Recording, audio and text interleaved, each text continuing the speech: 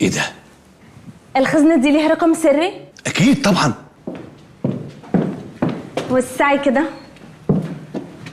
تاريخ ميلاد جده كام؟ 30/10/84. تعرف منين انت؟ ايه اللي اعرف منين؟ اي عيل صغير عارف تاريخ ميلاد جده، ده هداف الاهلي وافريقيا يا بنتي. انا مش بتكلم على جده ده، انا بتكلم على جدنا احنا. 22/10/1932. معلش 19 2 قبل التلاتة ولا 3 قبل 2؟ معروفه ان الثلاثه اكبر بالاثنين. انتوا في العربي بتقولوا 32، فبالعقل كده الاثنين الاول، في الانجليش اتس 32، فخلاص انا هتصرف.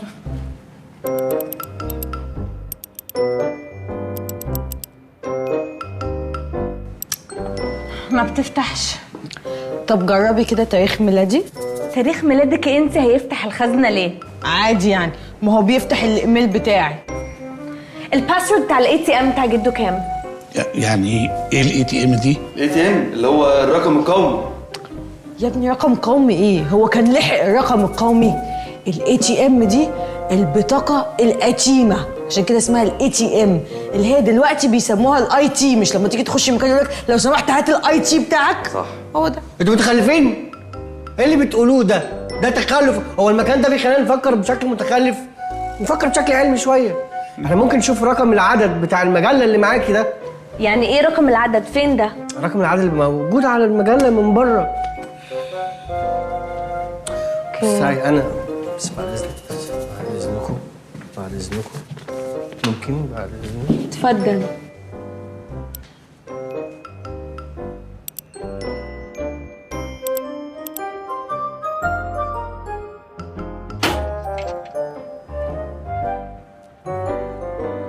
ايه ده؟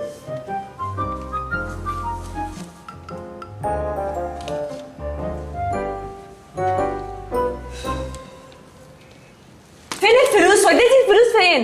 فلوس ايه يا متخلفه؟ ما احنا فاتحين الخزنه قدامك اهو، فيها زفت مجله.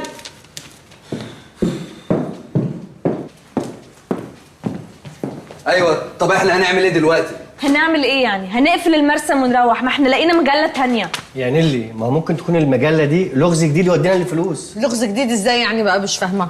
زي الافلام الاجنبي بالظبط. عارف البطل الاجنبي في الفيلم لما بيشيل الكنز بتاعه في مكان؟ ما تقولش كنز. الفلوس، الذهب، whatever. يعني البطل بتاعنا ماشي لما بيشيل الفلوس بتاعته في مكان بيسيب دليل. احنا نمشي ورا الدليل، الدليل ياخدنا الدليل، ياخدنا الدليل، ياخدنا الدليل لحد ما نعرف طريق الفلوس. زي فيلم الكنز القومي. ايه ده؟ الكنز القومي، ناشونال تريشر. انت بتقول ايه؟ بتاع نيكولاس كينز. لا، نيكولاس كيدز. لا لا لا لا، انا مش قادره استحمل الناس دي في حياتي. مش قادره تستحملي ليه يا حبيبتي؟ العيال دي شكلها بتفهم وشكلهم كده ماشيين صح. بص، احنا نجيب اللغز اللي في العدد ده ونحله، هنعرف طريق الفلوس. طب وعلى ايه؟ ما نحل الكلمات المتقاطعه، يمكن جده سايب لنا فيها رساله زي اللغز اللي فات. صح والله انت عايشه في افلام قوي. طب هاتي المجله والقلم، هاتي. ليه انت تحلي؟ انا هحل. هتحلي ليه؟ مش انتي لسه عماله تقولي افلام؟ هاتي يلا. احنا شركاء زي بعض، انا ممكن احل قطعه وانت تحلي قطعه. بقول لك ايه يا بت انت، انا مش ناقصه تفاهه وهيافه. هاتي المجله بدل ما اخليك انت قطعه. لا انت هبله بقى، انت بتتكلمي ازاي كده؟ انا مش عشان سكت لك عند عم بندق في البيت فاكراني اسكت لك على طول. ولو ما سكتيش هتعملي لي ايه يعني يا حبيبتي؟ هاتي حبيبتي المجله بدل ما اديك على وشي. لا لا لا، نفسي. ايه ده؟ انت كمان هتزعلي. ايه انت كمان؟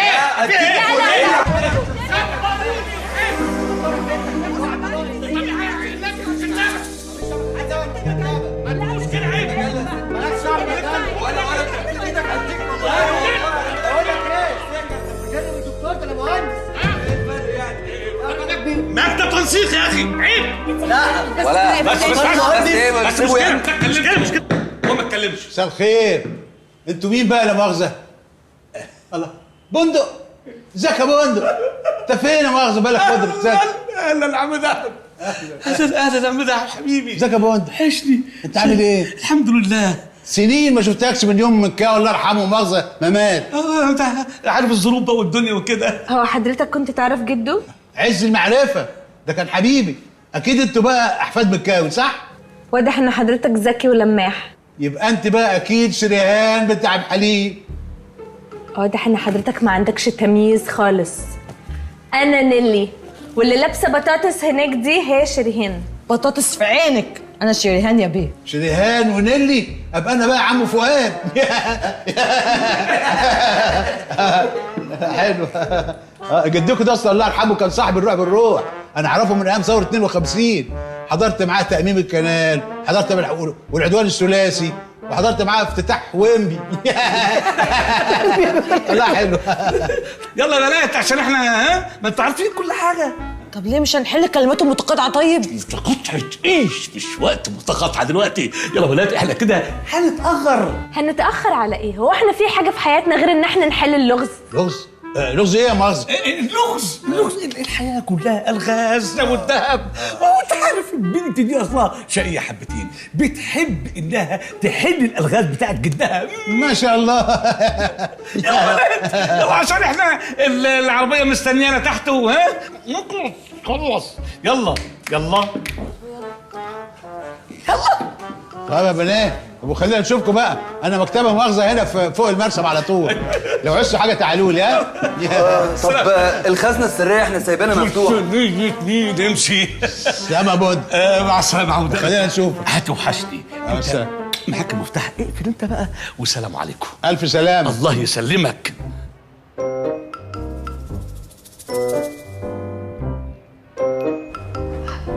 بس تصدق عم دهب ده شكله راجل طيب ووشه سمح كده وابن حلال. لا ودمه خفيف جدا، موتني من الضحك لما قال ويمبي دي، ما قدرتش. بس انا ويمبي دي ما ضحكتنيش، بس هو تحس ان هو من نوع الناس اللي يتنرفزوا بسرعه ويهدوا بسرعه دول. ايوه، وتحس كمان ان هو كريم واللي في جيبه مش ليه. واللي في قلبه على لسانه. صح. معلش انتوا بتتكلموا عن عم دهب ده؟ كل ده لحقتوا تعرفوه في الدقيقه اللي وقفناها مع الراجل؟ عادي يعني، اصل انا ليا نظره في البني ادم. نظرة ايه وزفت ايه اللي بتتكلمي عنها دي؟ عمك دهب الراجل طيب، راجل مش عمك دهب ده لو انت سلمت عليه تعدي صوابعك وراه. ده كان شريك جدك وحبيب جدك الروح بالروح. سرق فلوسه كلها، حب جدك بقى يديله مغرز، قام قال له هات حبه فلوس كده اهو اشغلهم معايا كده في مشروع، قام قال له خد جدك الفلوس، وكل ما دهب يجي يقول له ما نقعد نتحاسب، يقول له ها الشهر اللي جاي الشهر اللي بعديه، لحد ما جدك مات وراحت فلوس دهب وراحت فلوس جدك كلها. لا انا دلوقتي مش فاهمه، يعني جده اخد من الراجل ده فلوس؟ ايوه. يعني جده كان حرامي؟ لا يا بنتي، جدك كان شريف. الحرامي صحيح هو دهب، خد منه فلوسه. جدك الحبه اللي خدهم بس جزء من اللي سرقهم هو عم دهب. انا حبيت اقول لكم بس ان دهب ده خبيث ومكار. خبيث ومكار على نفسه، احنا مالنا واحنا هنشوفه تاني؟ بفطمكم عشان لما تصطوا فيه تعرفوه على حقيقته. انا هضطر استاذن بقى، اذا عوزتوا مني اي حاجه اتصلوا بيا وانا اجي دغري على طول. تستأذن ايه؟ انا شاكك اصلا ان انت تعرف تروح بيتكم اصلا. لا انا بركب اي حاجه اوصل البيت. بتركب اي حاجه؟ ده ساكن فين ده؟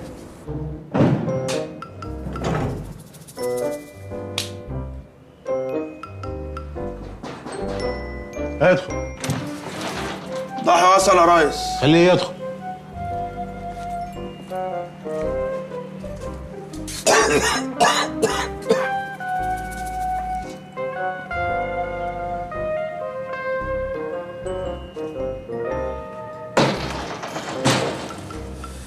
مساك فل يا مالك. مساء الفل يا ضاحي.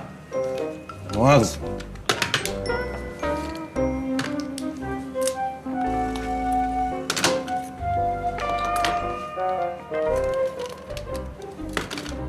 ايه في حاجة تاني؟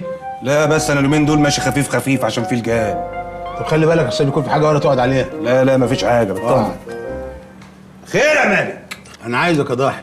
شقاوة؟ انت تعرف حاجة غير الشقاوة؟ وحتى لو اعرف حاجة غير الشقاوة ما كنتش عملتها.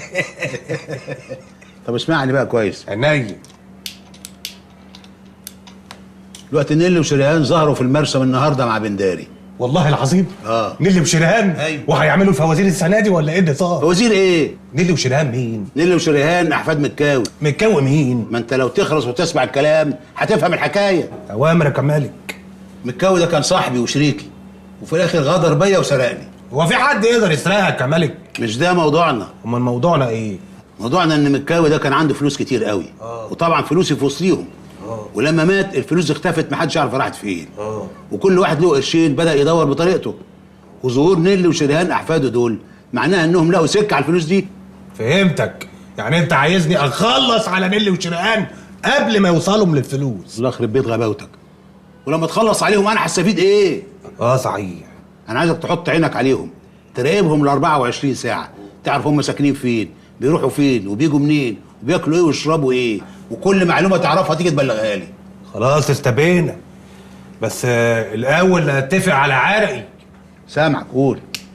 عمليه زي دي ما اخدش فيها اقل من 100,000 هايف. لم لعب الاطفال بتاعتك دي وقوم روح يلا. خلاص 80,000 هايف. والله ما لقيت اهيف منك.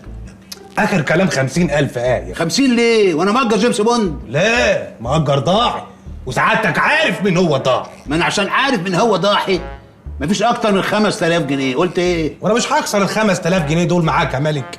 ده انا خطفت لك ابن شريكك ب 4000 جنيه، وسرقت لك ورق الارض بتاع الصحراوي ب 3000 جنيه، وشلت لك عربيه البطاطا اللي تحت المكتب عشان تعرف تركن، وخدت في الاخر كوزين ذره. هم 5. قلت ايه؟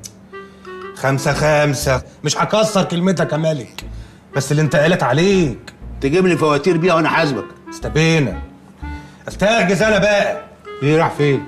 هروح اراقب نيلي وشريهان. طب ما مؤاخذه يعني، انت تعرف شكلهم؟ لا. تعرف هم ساكنين فين؟ لا. تعرف توصل لهم ازاي؟ لا. لا اتلقك يا اخي، كله لا لا. امال رايح تعمل ايه؟ صحيح، فاتتني دي. عشان فاتتك دي هم 3 بواكب مفيش غيرهم.